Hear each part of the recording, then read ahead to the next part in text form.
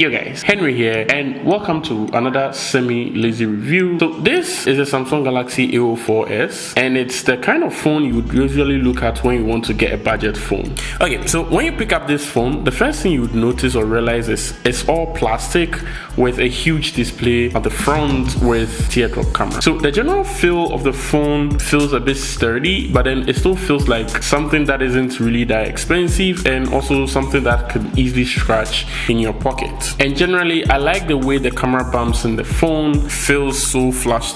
It's not like all flat, but then at least it's better than what some phones would give you at this price point. And then something you don't see from more expensive phones lately is a headphone jack. So this phone actually comes with a headphone jack and also has a USB Type-C charging port or something like that. And then at the side, it has a fingerprint sensor which is built into the power button, which is something that I really like. I've always said in my previous videos that I like. And I keep wishing that it has more functionalities where when you swipe your hand on it, it will just maybe it can help you scroll through stuff, because it will feel so like natural to scroll through pages and like long text with the power button by just swiping your hand on it. So that brings me to the experience. This phone comes with Android 12 with One UI 4.1, and one thing that actually gets my attention on this phone is the fact that it comes with RAM+.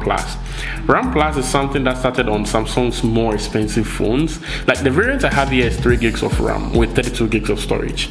But then thanks to RAM+, you can actually get up to, let's say, 6 gigs of RAM by dedicating some part of your internal storage to add as RAM and use the phone like that. Like, think about it.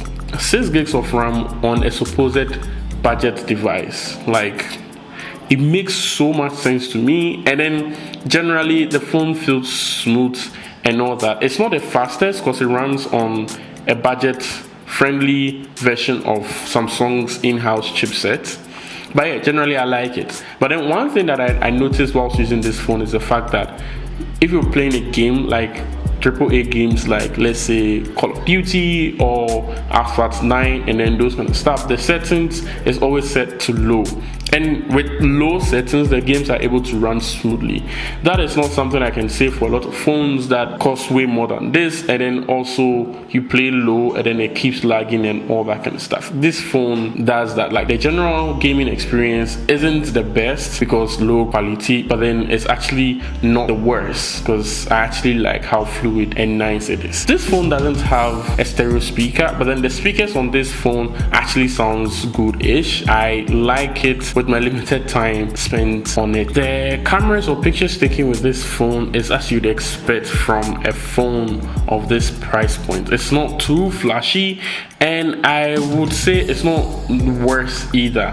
It caps at 1080p, like 30 frames at 1080p, and for a phone like this, you can't buy a phone like this and expect to shoot like 4K and all that. Generally, I can't say I really like pictures taken with this phone. It's not like the other phones that I've tested from Samsung that makes me excited to take pictures and all that. But then again, it's a budget phone, so you can't really expect much from a phone of this price point. Okay, so that brings me to the battery life on this phone. Well, it's easily a full day phone for me. I think for the first couple of days that I had it, I didn't really pay attention to it, didn't really use it.